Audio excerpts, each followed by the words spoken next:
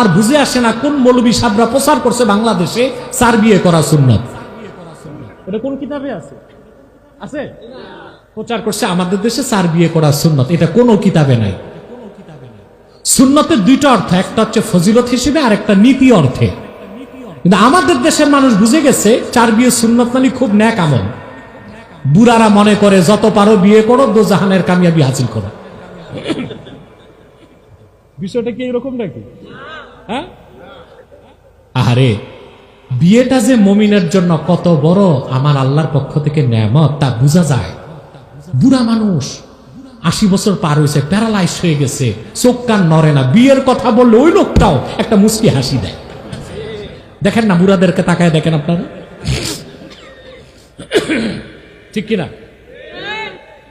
তাহলে বিয়ে করা নেক কাজ, সৎ কাজ কিনা? সৎ কাজ কিনা?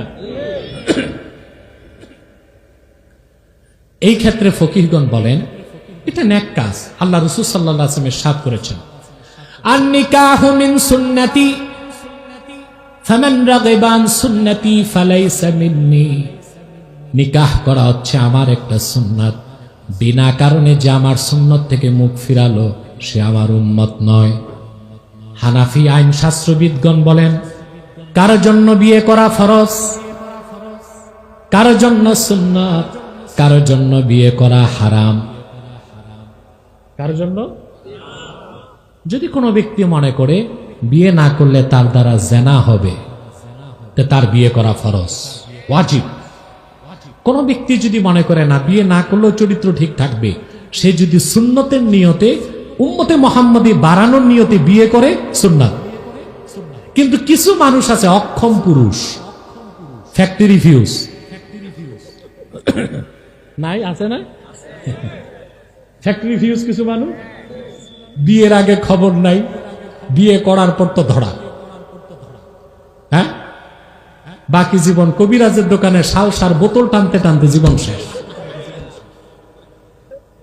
এরকম রুগী আছে না আমাদের মধ্যে, যা টোটালি ফিজিক্যাল ফিটনেস নাই, তার বিয়ে করা জায়েজ নাই।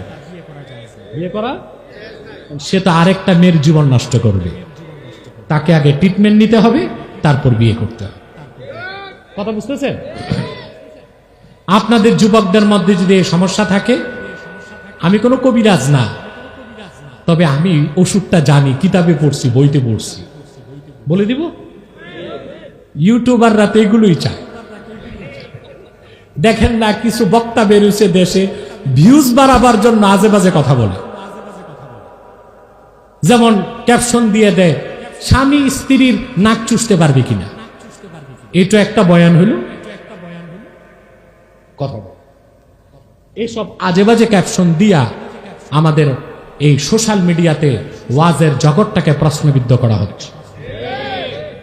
আমি যুবকদের স্বার্থে বলছি, যদি কারো ফিজিক্যাল ফিটনেস ঠিক না থাকে তো হাকিমগণ বলেন, হাকিম মানে কবিরাজ না, যারা পূর্বকাল থেকে চিকিৎসা শাস্ত্র ব্যাপক প্রসার করেছেন, তারা বলেন আপনি চড়ুই পাখি খাবেন।